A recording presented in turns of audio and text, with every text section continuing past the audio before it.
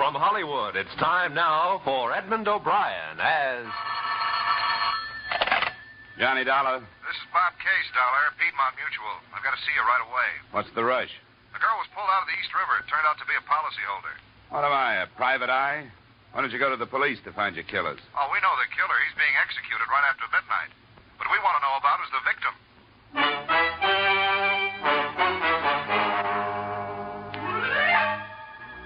Edmund O'Brien in another transcribed adventure of the man with the action-packed expense account. America's fabulous freelance insurance investigator. Yours truly, Johnny Dollar.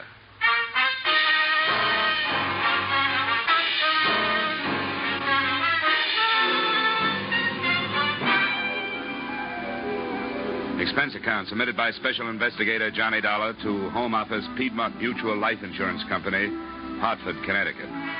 The following is an accounting of expenditures during my search for the beneficiary of policyholder Pearl Carrasa. Expense account, item 1, $4.50, mileage, Hartford to Sing Sing Prison, last place of residence of the girl's convicted murderer, Monty Pruitt. He was sitting in his cell playing solitaire. Hey, what time is it? About 11, Marty. An hour more.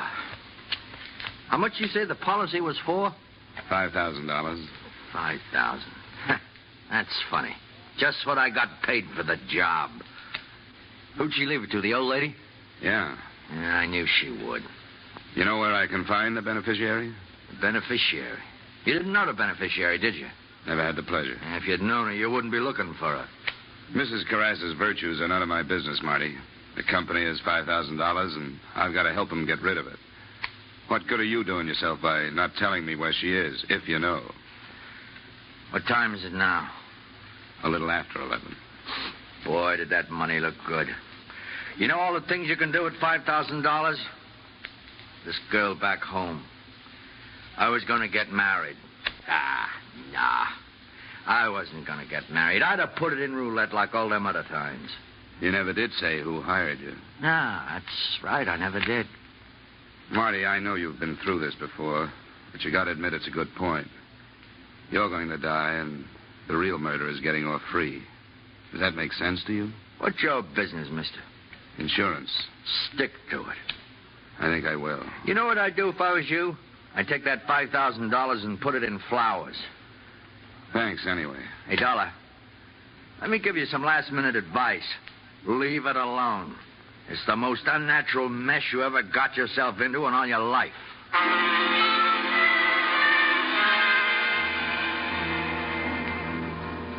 Expense account, item 2, $3.56, mileage, Ossining, New York to police headquarters, New York City, where the next morning, Lieutenant Bernard Goldberg offered me photographs of the dead girl, a cigar, and what little information he had. A body. We got the name off the wallet in her hip pocket. What? The slacks. Oh. The patrolman down at the docks picked up Monty Pruitt right at the scene. The trial was cut and dry. Sergeant Riley. What is funny about these guys? Yeah. He's crazy loyalty to somebody who maybe wouldn't think twice about slitting his own. Yeah? 2 M's and remit. Dollar. 2 M's and remit. No. No. Thanks, Lieutenant. You don't have any idea where I can start looking for the mother. The most I can do for you is to give you the girl's last known address. But we've been over the ground 100 times. It's a rooming house. Nice but stupid old couple that don't know nothing. This Seattle address on the policy. 1941. Then San Diego, then to Cairo, maybe. Who can know? But we're still working on it. Lieutenant, how do you spell parasitical? Dollar. Parasitical. Tell him to look it up. Look it up, Sergeant. What am I, a Webster?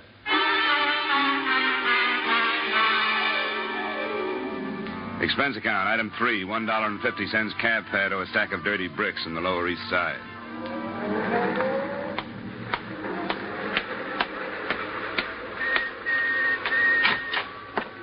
Well, you have no business being up here in the first place, and especially with your husband in that condition. Looking for somebody, mister? Yeah, the manager. Third door to your right. Thanks. Now, don't tell me it's none of my business. Not when I bring soup down there every single day. Why, I never heard the like of you. Oh, come in. Howard, why don't you sit down? Thanks. You the manager? I'm the manager. Howard's the manager. Well, my name is Johnny Dollar. I'm with the It's all right. We don't ask for references, do we, Howard? Except under special circumstances. I'm afraid you'll misunderstand. I'm not looking for an apartment. I'm an investigator with an insurance company, and I'd like to ask you a few questions. We never had a fire in this building. That was next door. They keep rubbish in the basement. The company's warned them time and time again. Never does any good. I'd like some information about a girl who I understand was a tenant here, a Miss Pearl Carrasa. The police were already here, Mr. Dollar. 4 times. Lieutenant Goldberg thanked us for our cooperation. She was such a nice girl. Quiet. Home-like. Generous. Oh, yes, terribly. How long was she with you? How long was it, Howard? Just 2 weeks. Just 2 weeks. But we got to know her so well. She was such a lonely girl. She used to come down after dinner sometimes and talk about music and all the places she'd been. Well, where'd she come from originally? She never said, but she'd been everywhere. In Florida. Everywhere. Did she have any visitors? Oh, no. Oh, no, and the first thing she told us was no visitors. If anybody asked for her, she wasn't home. Such a lonely girl. So pretty, too. You think she'd have boyfriends? No, Mr. Dollar, no visitors. Did she act as if she were frightened of something? That's just what the police asked us, and we told them before, and we told them at the trial that we thought she was frightened. Yes, we had her luggage here for a while, but the police took it. I went through it, thanks. Did you notice all the labels from all over everywhere? Wonder what they're going to do with all those lovely dresses and shoes. Look, I know the police asked all these questions, but did you happen to notice if she got any mail? Yes, we did. She didn't. No, not a single letter, no. She spend much time away from her apartment? Very little, only. Twice a day, once in the morning and once in the afternoon, but she always came back within an hour. I don't suppose you have any idea where she went. That's right, we don't. What'd you say you were again? Insurance investigation. Thanks for your time.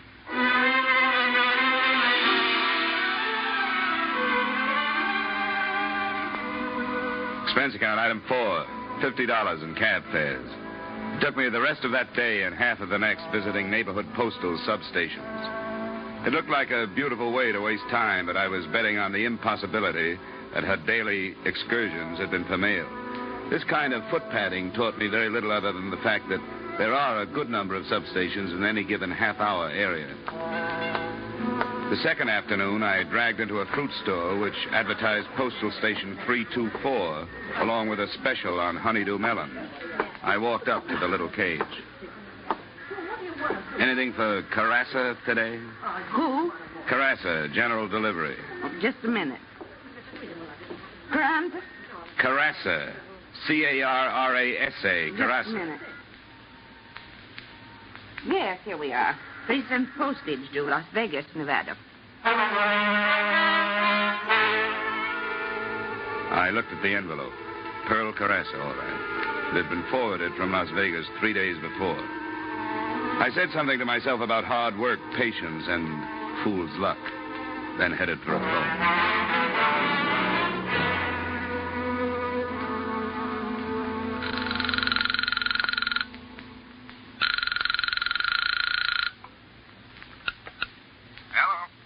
This is Dollar, Bob. On the Carrasa thing, I'm still cold on the beneficiary, but we've got the girl traced as far as Las Vegas. Well, that's a long haul for a $5,000 policy. Do you have a final address on her there?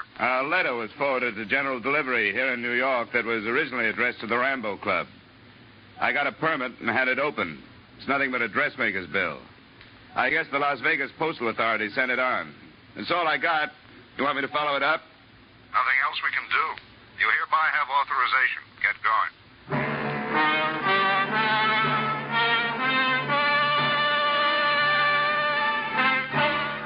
Expense account, item 6, $200 air travel and expenses to Las Vegas, Nevada. Specifically, the Rambo Club.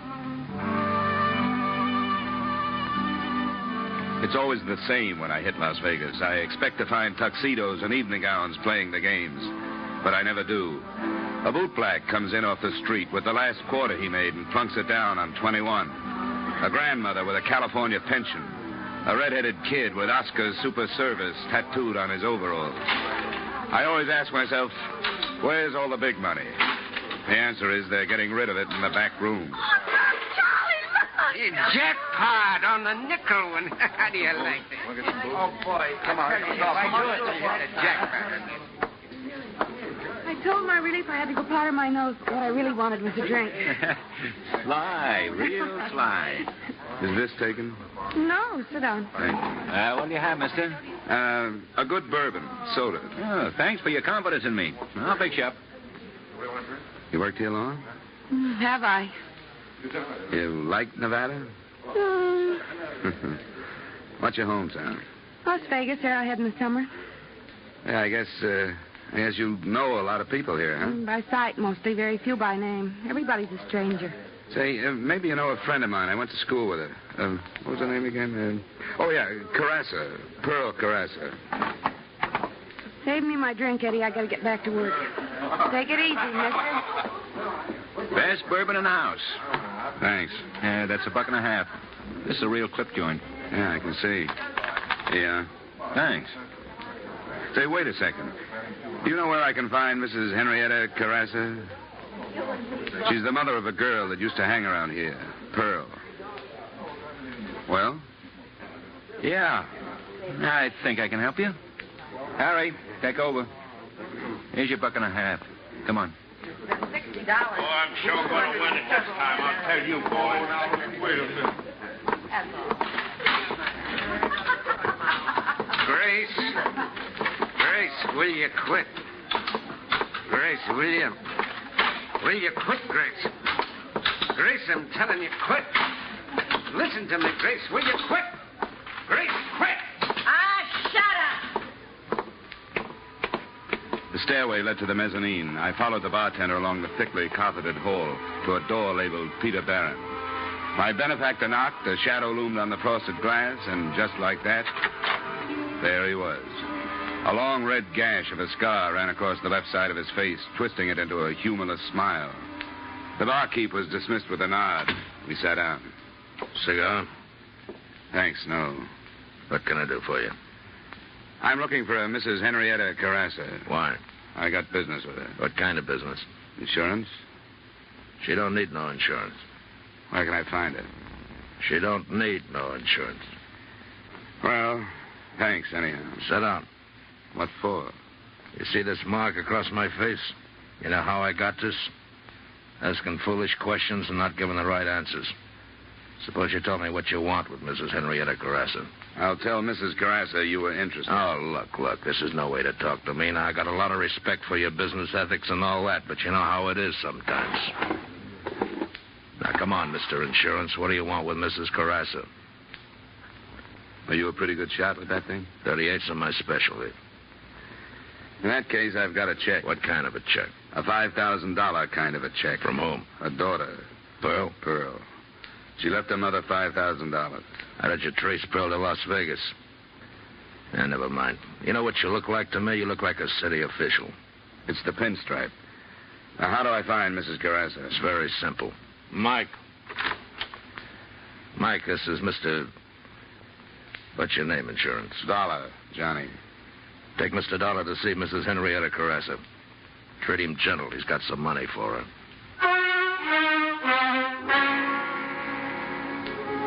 The place looked and sounded the same on the way out, but something was different. Maybe it was the 4 6-footers standing at the door. As they fell in behind me, I thought maybe I'd asked one question too many. At the alley, I found out how right I was.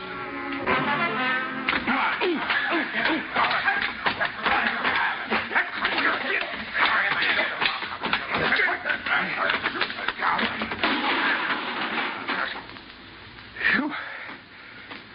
He was a tough one. Would have been easier. Just slipping my Mickey.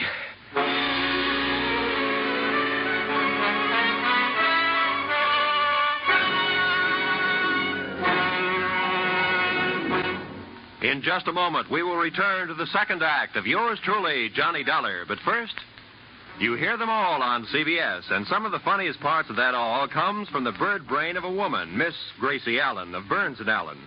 Top troopers on the American stage for years, top radio stars after that. George and Gracie are now playing a big part in CBS's great Wednesday night lineup.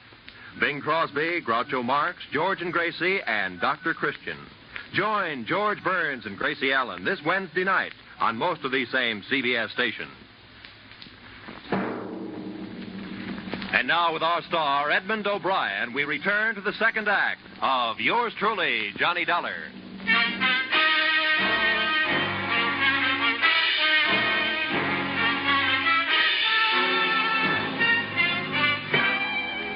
There was a lot more to this case than a $5,000 insurance payoff. I'd sensed that from the beginning. A hired killer with a still unknown employer had searched out the girl in her New York hideaway and done a thorough, if not profitable, job.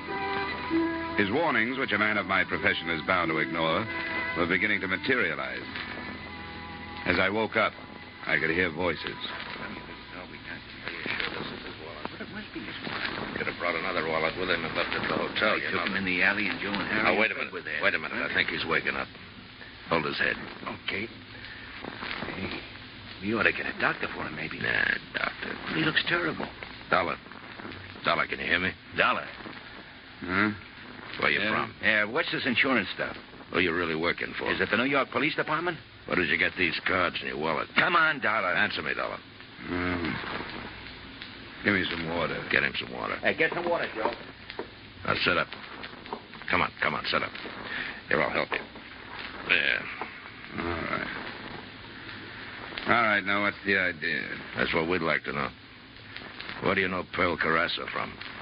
Oh, that name. Come on. I'm looking for her mother. What do you want with her mother? She left an insurance policy. Girl, $5,000. Hey, here's the water. Thanks.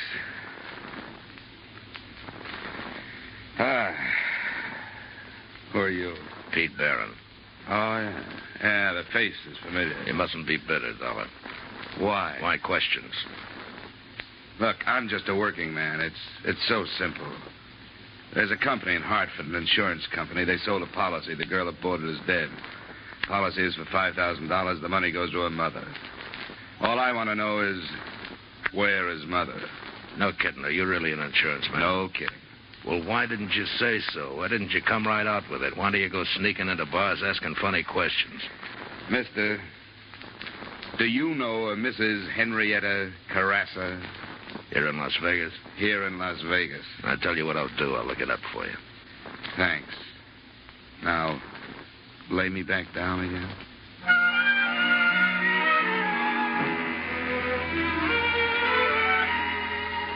Expense account, item 7. $20, doctor bills. Nothing serious, but I couldn't go out in the street looking like that. I stayed in my hotel room for 2 days until the swelling went down. On the third morning, I had a visitor. It was the girl who gave me the brush off in Rambo's bar. She had an overnight bag with her. There was a label. Bloomington, Indiana. You're in trouble, you know that? 3 days ago, that information would have done me some good. I mean, real trouble. You don't think Pete Barron let you out of there because he believed your story. No more than you think you weren't followed here. I know. She'd never come here. But Pearl, get a message to her, will you? Tell her never to show up here again. She won't. What do you mean she won't? She's dead. I got to her. Do you know why? I got to get out of here. Wait a minute. Why did Pete Barron hire Pruitt to kill her? Let go. I got to get out of here. He came up here for a purpose. Yeah, but I didn't know she was dead. You're going to let him get away with it? It's narcotics. The gambling place is a front. They fly it up from Mexico at night and get out by morning. Pearl found out about it, and that's why they did it.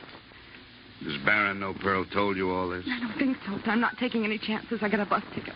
It leaves from across the street. I only got a minute. Good luck, honey. As she left, I went to the window and watched her leave the hotel and cross the street. A nice girl, I thought. And I wondered how she got mixed up with Barron's crowd. The bus door opened, and she put one foot on the step. She crumpled to the sidewalk. The little overnight bag tumbled into the gutter. I got downstairs just ahead of the deputy sheriff, just after the bus had left. The people were still standing around. She was a nice kid. You knew her? Not for long. Did you see this happen? Yeah. Step over here for a second, will you, please?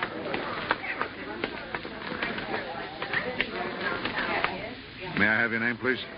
Yeah, sure. Here's my ID card. Insurance investigation. Something about her? No, a friend of hers. Pulled out of the East River. Pearl Carrasa, shot to death. Carrasa?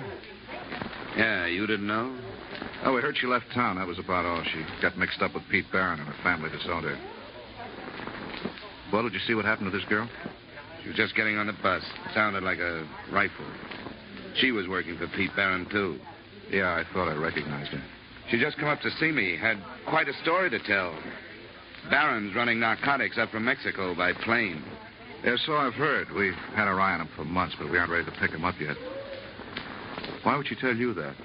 She had to tell somebody. She had a message she wanted me to deliver. To Pearl. Well, this is beginning to tie up. But what's insurance got to do with it? Carrasa girl left a policy, $5,000 to another. Her conscience must have bothered her. Comes from one of the finest families in this part of the country and starts downhill with a crowd like that. Her mother needs $5,000 like I need 2 haircuts. And, mister, if I were you, I'd take that check out to Carrassa's and catch the next plane out of town. You know something, Sheriff? That's just what I'm going to do.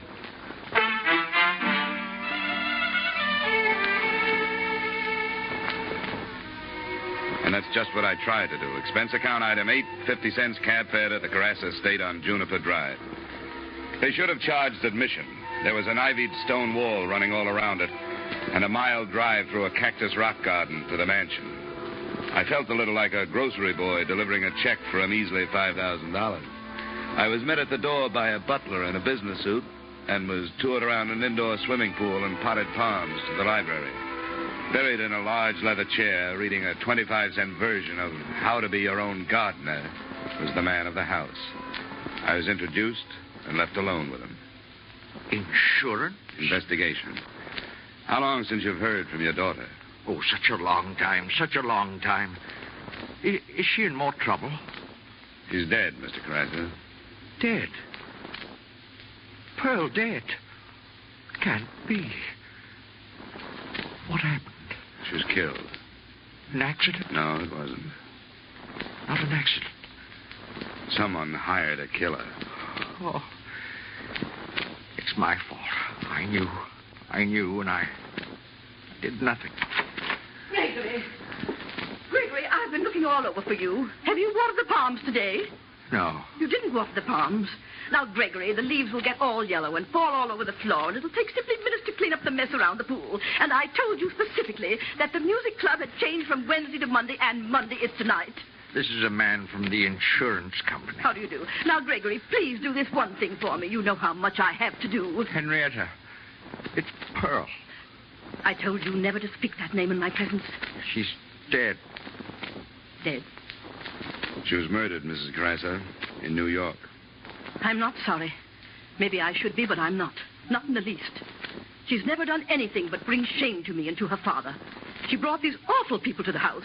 To this house, mind you. Humiliating me in front of my friends. She even wanted to marry one of them. Henrietta, please, not now, Henrietta. I'm not adept at putting on false grief like you are, Gregory.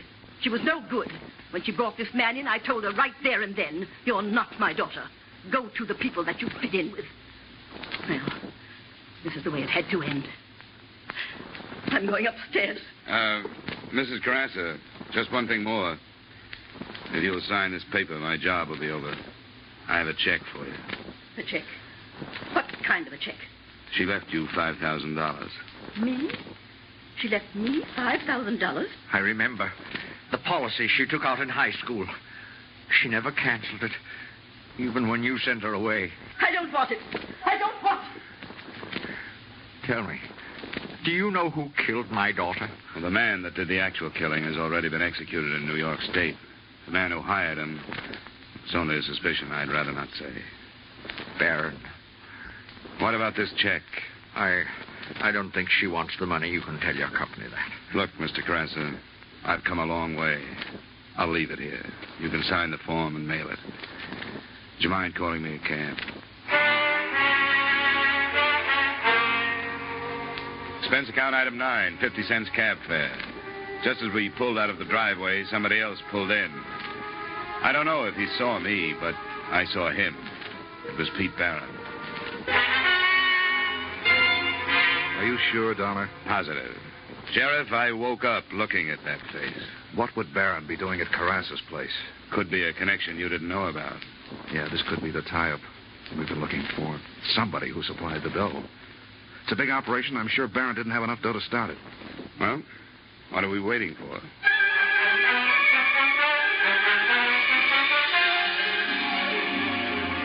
I rode down with the sheriff. We bypassed the butler by taking him into custody.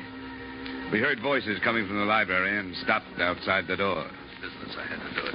She threatened to go to the police. She may have been your daughter, but she wasn't mine. Now, why did you tell her? I didn't. She found out. She knew about us? Sure, she knew about you. She knew about everything. She would have turned you and your wife in a long time ago if you hadn't been her parents, but she was willing to turn me in, and I did what I had to. Wasn't my idea, you coming into this thing, but now that you're in it, you got to learn that things like this happen. Yes, and things like this happen, too. Come on. Drop it, Carrasa. And look who's here. Hello, Mrs. Carrasa. Let's go, Carrasa. No, wait. I want you to know about this woman. I want you to know what she is. All respectability and shine. Chamber music and non-objective paintings in high society. And where did the money come from, Henrietta? From narcotics. From the same people you hated so much. Gregory, stop it. I had a tile business before the war, but it wasn't good enough for her.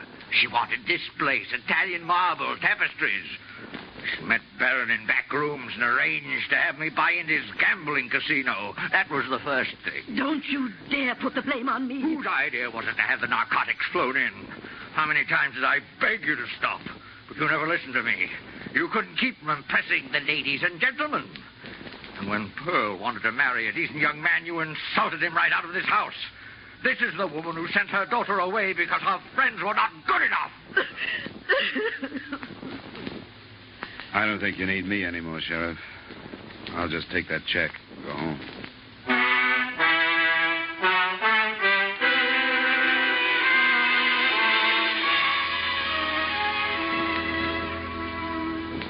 Expense account, item 10, $200. Transportation back to Hartford. I don't know what you can do with the check. If it were up to me, well, I'd use it to clean up the respectable slums. But that's not my problem. Expense account total, $712.55. Yours truly, Johnny Dollar.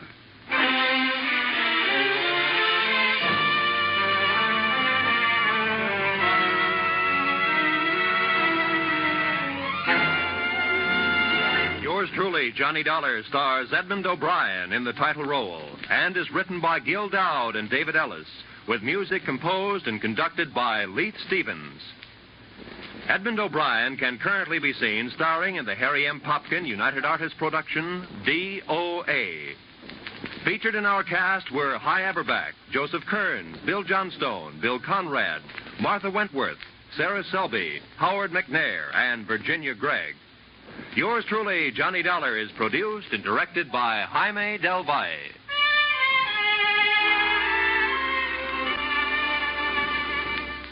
Join us again next week at this same time when, from Hollywood, Edmund O'Brien returns in another transcribed adventure of... Yours truly, Johnny Dollar.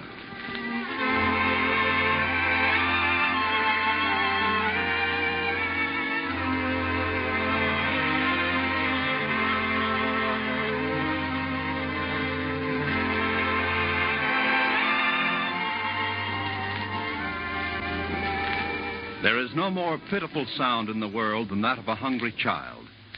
And it's a sound which can be easily heard in Europe and Israel, Korea, and the islands to the east. You can do much to help alleviate this condition through your continued purchases of care packages. Help banish the sound of hunger through your donations of care packages now.